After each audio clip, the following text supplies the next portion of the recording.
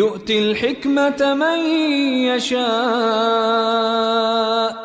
আসসালামু আলাইকুম রাহমাতুল্লাহ নাহমাদুহু ওয়া নুসাল্লি আলা রাসূলিহিল কারীম আম্মা বাদ। আজকের এই দর্সে আমরা জানব যে সর্বশ্রেষ্ঠ তাবিঈ কারা, সে সম্পর্কে আমরা জানব।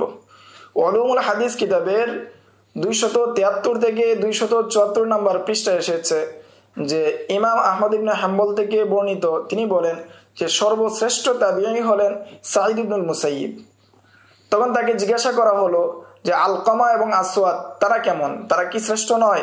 তখন তিনি বললেন যে সর্বশ্রেষ্ঠ তাবিঈ হলেন সাঈদ ইবনুল মুসাইয়িব, আলকামা এবং আসওয়াদ, তিনজনের নাম উল্লেখ করলেন। এবং তার থেকে একথাও বর্ণিত রয়েছে যে সর্বশ্রেষ্ঠ তাবিঈ হলো কয়েস এবং আবু ওসমান এবং আলকামা এবং মাসরুক, অর্থাৎ এই চারজন হলেন সর্বশ্রেষ্ঠ। এই কথাটাও তার থেকে বর্ণিত রয়েছে যে তারা হলেন সর্বশ্রেষ্ঠ তাবিঈদের অন্তর্ভুক্ত। হাফেজ আবু আমর ইবনে সলাহ 643 হিজরিতে তিনি উলুমুল হাদিস কিতাবের 274 নম্বর পৃষ্ঠায় বলেন যে আমি মুগ্ধ হয়েছি যেটা আমি আমার উস্তাদ শায়খ আবু আব্দুল্লাহ ইবনে খফিফ আজ-জাহেদ আশ-শিরাজির কিতাবের মধ্যে আমি পেয়েছি। তিনি বলেছেন তাবিঈনদের মধ্যে শ্রেষ্ঠ কারা সেই বিষয়ে মানুষ ইখতিলাফ করেছেন, আলেমগণ উলামায়ে কেরামগণ ইখতিলাফ করেছেন। ফলে মদিনাবাসী যারা তারা বলেন যে সর্বশ্রেষ্ঠ তাবিঈ হলেন সাঈদ ইবনুল মুসাইয়িব। কুফাবাসী যারা রয়েছেন তারা বলেন সর্বশ্রেষ্ঠ তাবিঈ হলো ওয়াইস আল করনি। এবং বসরাবাসী যারা তারা বলেন যে সর্বশ্রেষ্ঠ তাবিঈ হলো হাসান বসরি। এবং হাফেজ জাইনুদ্দিন ইরাকি রাহিমাহুল্লাহ 806 হিজরিতে তিনি আত-তাকয়ীদ ওয়াল ইজা কিতাবের 283 নম্বর পৃষ্ঠায় বলেন যে সঠিক কথা হলো যেই মতটা কুফাবাসীরা দিয়েছেন এই কথার উপর, অর্থাৎ সর্বশ্রেষ্ঠ তাবিঈ ওয়াইস আল করনি, এই মতের উপর ইমাম মুসলিম রাহিমাহুল্লাহ একটি হাদিস নিয়ে এসেছেন তার সহিহ মুসলিমের মধ্যে। তিনি বলেন যে ওমর রাদিয়াল্লাহু আনহু হাদিস, উমর রাদিয়াল্লাহু আনহু বলেন সামিআতু রাসূলুল্লাহ সাল্লাল্লাহু আলাইহি ওয়াসাল্লাম ইন্না খায়রাত তাবিঈনা রাজুলুন ইয়াকালু লাহু ওয়াইস, যে সর্বশ্রেষ্ঠ তাবিঈ হলো ওই ব্যক্তি যাকে ওয়াইস বলা হবে, অর্থাৎ যার নাম ওয়াইস হবে। ইমাম মুসলিম রাহিমাহুল্লাহ এই হাদিসটিকে ফাজাইলুস সাহাবার মধ্যে উল্লেখ করেছেন।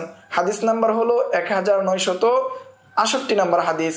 এই হাদিসের মধ্যে তিনি এই হাদিসটাকে উল্লেখ করেছেন।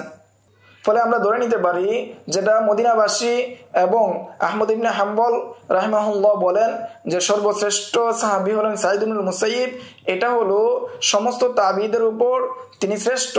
তবে তারা ইচ্ছা করেছেন বা তারা উদ্দেশ্য নিয়েছেন তার ইলমের দিক থেকে, হাদিস মুখস্থ করার দিক থেকে এবং হাদিস শাস্ত্রে এবং ইলমে দ্বীনের ক্ষেত্রে তার উচ্চ মর্যাদার ক্ষেত্রে তারা চিন্তা করেছেন। তারা যে শ্রেষ্ঠ হওয়া এবং তাকওয়া হওয়া বা হাদিসের মধ্যে বর্ণিত যে ফজিলত রয়েছে সেই ফজিলের দিক থেকে শ্রেষ্ঠ হওয়া উদ্দেশ্য নেননি। হাফেজ বালকিনি রাহিমাহুল্লাহ 805 হিজরিতে তিনি মাহাসিনুল ইস্তিলাহ কিতাবের 517 নম্বর পৃষ্ঠায় বলেন যে সর্বোত্তম সমাধান হলো যে তাবিঈনদের মধ্যে সর্বশ্রেষ্ঠ ব্যক্তি জুহুদ এবং ওয়ারা, তাকওয়া এবং জুহুদের দিক থেকে ওয়াইস আল করনি এবং খবর এবং আসার অর্থাৎ ইলমে দ্বীনের ক্ষেত্রে সর্বশ্রেষ্ঠ ব্যক্তি হলেন সাঈদ ইবনুল মুসাইয়িব। এখন আমরা আলোচনা করব সর্বশ্রেষ্ঠ মহিলা তাবিঈকে। এই সম্পর্কে হাফেজ ইবনে সলাহ বলেন যে আবু বকর ইবনে আবি দাউদ তিনি বর্ণনা করেছেন যে সর্বশ্রেষ্ঠ মহিলা তাবিঈ হলেন হাফসা বিনতে সিরিন এবং আমরাতা বিনতে আব্দুর রহমান, তারা হলেন সর্বশ্রেষ্ঠ। এবং 3 নম্বরে হলেন উম্মুদ দারদা, তারা হলেন সর্বশ্রেষ্ঠ।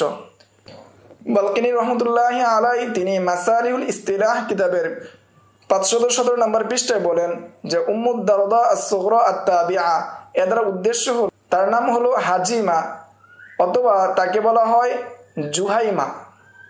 এখন আমরা জানবো তাবিঈ জানার ফায়দা। তাবিঈ সম্পর্কে জ্ঞান রাখার প্রথম ফায়দা হলো হাফেজ আবু আব্দুল্লাহ আল হাকিম 505 হিজরিতে তিনি বলেন লোককে বা রাবীদেরকে তাবিঈদের স্তরে গণনা করা হয়, অথচ তাদের সাহাবায়ে কেরাম থেকে তাদের কোনো সামাআত বা তাদের শ্রবণ এটা সাব্যস্ত হয়নি। তাদের মধ্যে হলেন ইব্রাহিম ইবনে সুয়াইদ আন-নাখি, যে তিনি তাকে তাবেঈদের অন্তর্ভুক্ত করা হয়, অথচ তিনি কোনো সাহাবী থেকে হাদিস শ্রবণ করেনি। তার রিওয়ায়াত আলকামা এবং আসওয়াদ থেকে সহিভাবে প্রমাণিত। তিনি কোনো সাহাবায়ে কেরামকে পাননি, কোনো সাহাবায়ে কেরামের সাথে তার সাক্ষাৎ হয়নি, এবং এই ইব্রাহিম দ্বারা ইব্রাহিম ইবনে ইয়াজিদ আন-নাখি আল-ফাকি তিনি উদ্দেশ্য নন, বরং ইব্রাহিম ইবনে সুয়াইদ আন-নাখি উদ্দেশ্য। এমনিভাবে বুকাইর ইবনে আব্দুল্লাহ ইবনে আশজা, যে তাকেও তাবিঈনদের অন্তর্ভুক্ত করা হয়, অথচ তার সামাআত আব্দুল্লাহ ইবনে হারিস ইবনে জুস রাদিয়াল্লাহু তাআলা আনহু থেকে প্রমাণিত নয়, কেননা তার সমস্ত রিওয়ায়াতগুলো তাবিঈদের থেকে। এমনিভাবে বুকাইর ইবনে আবি সামত, তার সোহবত বা তার রিওয়ায়াত আনাস রাদিয়াল্লাহু তাআলা আনহু থেকে প্রমাণিত নয়, কেননা বুকাইর ইবনে আবি সামত এবং আনাস রাদিয়াল্লাহু তাআলা আনহুর মাঝে কাতাদা পড়ে গিয়েছে তাদের মাঝে। এমনিভাবে সাবিত ইবনে আজলান আনসারী, তার সামাআত ইবনে আব্বাস রাদিয়াল্লাহু তাআলা আনহু থেকে প্রমাণিত নয়, কেননা তিনি বর্ণনা করেছেন আতা থেকে এবং সাঈদ ইবনে জুবাইর থেকে, এবং তারা বর্ণনা করেছেন ইবনে আব্বাস রাদিয়াল্লাহু তাআলা আনহু থেকে। এমনিভাবে আব্দুর রহমান আর রুকাশি এবং তার ভাই ওয়াসিল আবু হিররা, তাদের সামাআত আনাস রাদিয়াল্লাহু তাআলা আনহু থেকে প্রমাণিত নয়। তেমনিভাবে কতক মানুষকে আতবাউত তাবিঈনদের মধ্যে গণ্য করা হয়, অথচ তারা সাহাবায়ে কেরামের সোহবত পেয়েছেন, সাহাবায়ে কেরামের সাথে সাক্ষাৎ করেছেন। তাদেরকে গণনা করার কথা ছিল তাবিঈনদের স্তরে, কিন্তু তাদেরকে গণনা করা হয় আতবাউত তাবিঈনদের স্তরে। তাদের মধ্যে হলেন আবু জিনাদ আব্দুর রহমান ইবনে যাকওয়ান, যে তিনি আব্দুল্লাহ ইবনে আমর এবং আনাস ইবনে মালিক রাদিয়াল্লাহু তাআলা আনহুমার সাথে সাক্ষাৎ করেছেন, তার সাথে সাক্ষাৎ রয়েছে। তেমনিভাবে আবু উমামা ইবনে সাহাল, আবু জিনাদ আব্দুল্লাহ ইবনে যাকওয়ান, তিনি আব্দুল্লাহ ইবনে ওমর এবং আনাস ইবনে মালিক রাদিয়াল্লাহু তাআলা আনহুমার সাথে এবং আবু উমামা ইবনে সাহালের সাথে সাক্ষাৎ করেছেন, কিন্তু তাকে আতবাউত তাবিঈনদের মধ্যে গণ্য করা হয়, কিন্তু অথচ তিনি তাবিঈনদের অন্তর্ভুক্ত। তেমনিভাবে হিশাম ইবনে উরওয়া, তিনি আব্দুল্লাহ ইবনে ওমর এবং জাবির ইবনে আব্দুল্লাহর সাথে সাক্ষাৎ করেছেন, তাকে তাবিঈনদের মধ্যে গণ্য করার কথা ছিল, কিন্তু তাকে আতবাউত তাবিঈনের মধ্যে গণ্য করা হয়। এবং মুসা ইবনে উকবা, তিনি আনাস বিন মালিক এবং উম্মে খালিদ বিনতে খালিদ বিন সাঈদ বিন আস, তার সাথে তিনি সাক্ষাৎ করেছেন। এই হিসাবে তাকে তাবিঈদের অন্তর্ভুক্ত করার কথা ছিল, কিন্তু তাকে আতবাউত তাবিঈনদের মধ্যে অন্তর্ভুক্ত করা হয়। দ্বিতীয় ফায়দা হলো ইমাম সুয়ুতি রাহিমাহুল্লাহ, ওনার ওফাত 911 হিজরিতে, তিনি তাদরিবুর রাবির 2 নম্বর খণ্ডের 292 নম্বর পৃষ্ঠায় বলেন, অনেক লোককে তাবিঈদের স্তরে গণ্য করা হয়, অথচ তারা সাহাবা, অর্থাৎ তারা সাহাবায়ে কেরামের অন্তর্ভুক্ত, কিন্তু তাদেরকে তাবিঈদের হিসেবে গণনা করা হয়। এটা হয়তো ভুলের কারণে করা হতে পারে। যেমন নোমান এবং সুয়াইদ, তারা হলেন মুকরিন আল মুজানির সন্তান, তাদেরকে হাকেম তাবিঈদের অন্তর্ভুক্ত করেছেন, অথচ তারা হলেন প্রসিদ্ধ দুজন সাহাবী, কেননা তারা হলেন সিগরে সাহাবী এবং তাবিঈদের সমপর্যায়ে, এই জন্য তাদেরকে তিনি তাবিঈদের অন্তর্ভুক্ত করেছেন প্রসিদ্ধ সাহাবী হওয়া সত্ত্বেও। এটা অনেক বড় ধরনের ভুল। এমনিভাবে ইমাম মুসলিম রাহিমাহুল্লাহ, তিনিও তাবিঈদের মধ্যে অন্তর্ভুক্ত করেছেন, যেমন ইউসুফ ইবনে আব্দুল্লাহ ইবনে সালাম, মাহমুদ ইবনে লাবিদ, তাদেরকে তিনি তাবিঈদের অন্তর্ভুক্ত করেছেন, অথচ তারা হলেন সাহাবী। তৃতীয় ফায়দা হলো হাফেজ বালকিনি, ওনার ওফাত 805 হিজরিতে, তিনি বলেন যে সর্বপ্রথম যে তাবিঈ মৃত্যুবরণ করেন তিনি হলেন আবু যায়েদ মা'মার ইবনে যায়েদ, তিনি খোরাসানে মৃত্যুবরণ করেন। কেউ কেউ বলেন তিনি আজারবাইজানে ইন্তেকাল করেন 30 শতাব্দীতে। এবং তাবিঈদের মধ্যে সবার শেষে মৃত্যুবরণ করেছেন খলফ ইবনে খলিফা, ওনার ওফাত 180 হিজরিতে।